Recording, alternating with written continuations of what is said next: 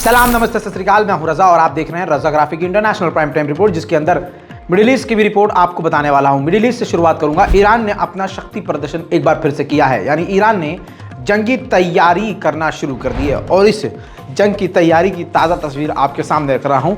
जानकारी के मुताबिक ये जो ड्रिल वॉर एक्सरसाइज ईरान कर रहा है, ये अब तक का सबसे खतरनाक उसका ड्रिल है। इस ड्रिल का नाम उसने मेडाफियन आसमाने विलायत 1401 रखा है।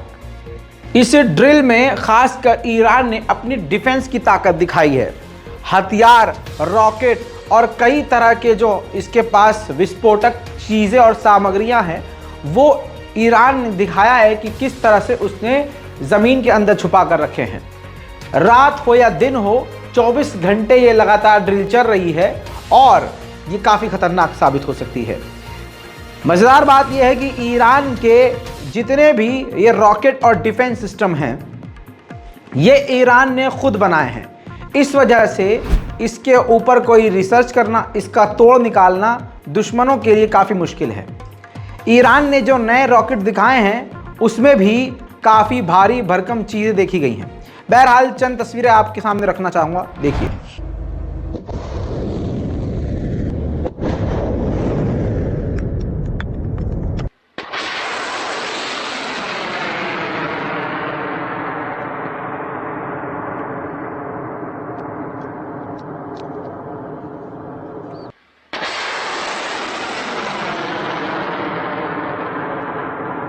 سامانه 15 خرداد میدن.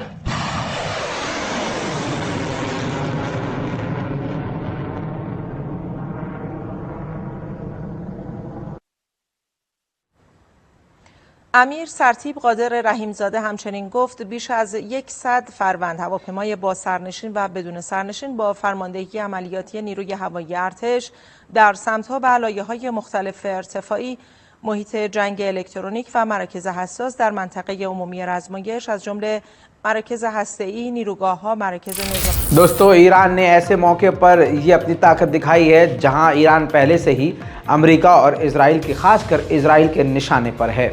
उधर अमेरिका के लॉस एंजलिस की ताज़ा तस्वीरें आपको दिखा रहा हूं, ये देखिए।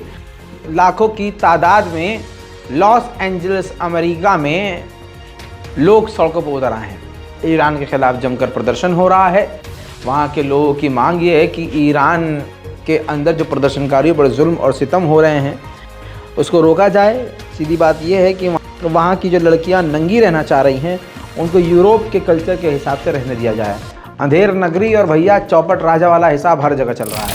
उधर ब्राज़ील पर पाबंदी लगाने की मांग अमेरिका की तरफ से कर दी गई है। अमेरिका ने ब्राज़ील को इनकार किया था, मना किया था कि आप अपने पोर्ट पर ईरान के युद्धपोत को आने मत दीजिएगा, खड़े होने मत दीजिएगा। मगर ब्राज़ील ने ईरान के युद्धपोत को अपने यहाँ आने दिया और अभी तक वो वहीं मौजूद है। इस पर रिपब्लिकन पार्टी के एक नेता बुरी तरह से भड़क गए और उन्होंने जमकर ब्राज़ील को लताड़ लगाई और अमेरिकी सरकार से ब्राज़ील पर पाबंदियां लगाने को कह दिया। उधर जर्मनी पहुंचे हैं इजराइल के फॉरेन मिनिस्टर और उन्होंने जर्मनी पहुंचकर बड़ा बयान दिया। उन्होंने कहा कि ईरान जो न्यूक्लियर वेपन बना रहा है और काफ़ी तेज़ी से बना रहा है, ये बात बिल्कुल हकीकत है। जर्मनी और इजराइल ने मिलकर जर्मनी से ये बयान दिया कि ये पूरी दुनिया के लिए ईरान बड़ा खतरा बन रहा है। लेकिन दूसरी तरफ जर्मनी ने ही इजराइल की मौजूदगी में, इजराइल के विदेश मंत्री की मौजूदगी में इजराइल का मुंह पकड़कर दीवार पर रगड़ दिया। जर्मनी ने कहा कि फिलिस्तीनियों के खिलाफ डेथ पेनल्टी का जो नया कानून इजराइल लेके आ रहा है और नए सेटलमेंट यानी फिलिस्तीनियों को उजाड़ कर वहाँ यहूदियों को बसाने का जो प्लान लेकर आ रहा है नेतन्याहू का, ये जो नया खेल शुरू हुआ है, ये काफ़ी ख़तरनाक है। ये गैरकानूनी है, इंटरनेशनल लॉ का उल्लंघन है, अमानवीय है। इससे टकराव बढ़ेगा और हमें इसकी चिंता है।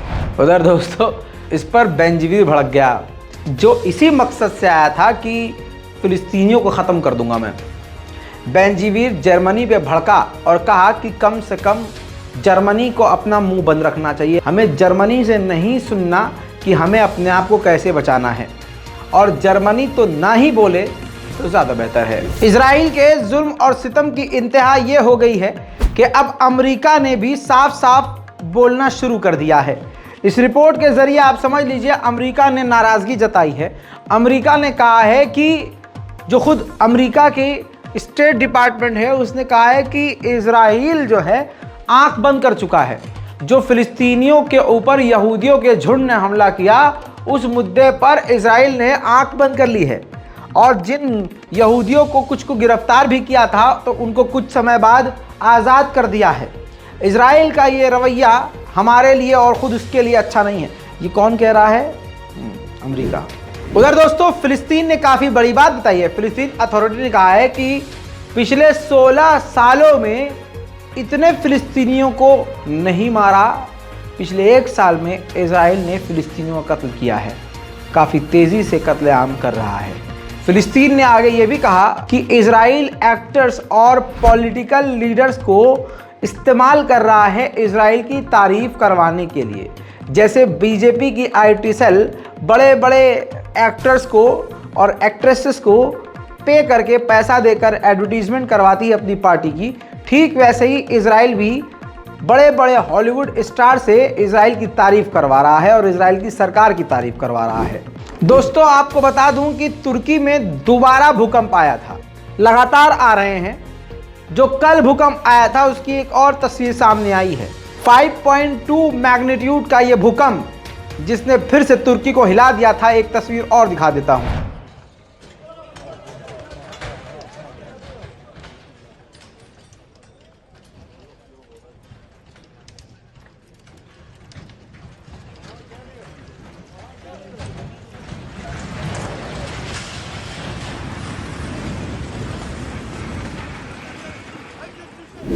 दोस्तों अब मैं आपको एक सफेद चुड़ैल दिखाता हूं। ये देखिए, नाम है इसका मर्जूरी टेलर ग्रीनी। ये डोनाल्ड ट्रंप की पार्टी की एक नेता है, यानी डोनाल्ड ट्रंप की साथी हैं। अब इनकी तस्वीर इधर रखिए। अब मेरी बात को सुनिए।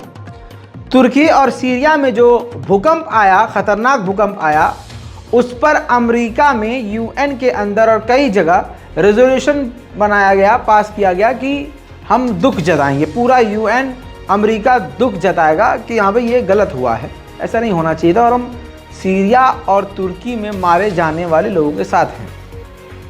सबने समर्थन में वोट किया कि ठीक है, लेकिन ये डोनाल्ड ट्रंप की पार्टी की महिला नेता इसने खिलाफ वोट किया था। तो आप देखिए डोनाल्ड ट्रंप का भी ये चेहरा, लेकिन ये नफरत के कीड़े ना कभी जीते थे और न ये कभी जीत पाएंगे। उधर अमेरिका ने आखिरकार चाइना पर पाबंदी लगा दी है। 2 वजह बड़ी है। पहली वजह यह है कि चाइना रशिया को हथियार ना दे दे, पहला ये डर था। दूसरी वजह यह है कि जो बलून, जासूसी बलून का इल्ज़ाम चीन पर लगा, उसको भी लेकर अब बड़ी पाबंदियां चीन पर लगा दी है, जिसके बाद चाइना अमेरिका पर भड़क गया है। और अमेरिका के बारे में चीन का कहना है कि ये चीन समेत सारी दुनिया को डराने की कोशिश कर रहा है अमेरिका और पाबंदियां लगाकर गैरकानूनी काम कर रहा है। टकराव इतना ज़्यादा बढ़ रहा है कि चीन के आसपास ताइवान के इलाके में अमेरिका ने अपना जासूसी विमान उड़ा दिया, जिस पर चीन भड़क गया।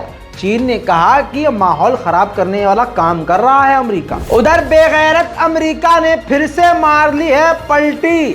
जी हाँ, पहले चाइना के वुहान का बहाना बताकर कि भाई यहीं से हुआ था कोरोना और कोविड-19 लीक, इन्हीं चाइना के वुहान की लैब से ही कोरोना फैला था।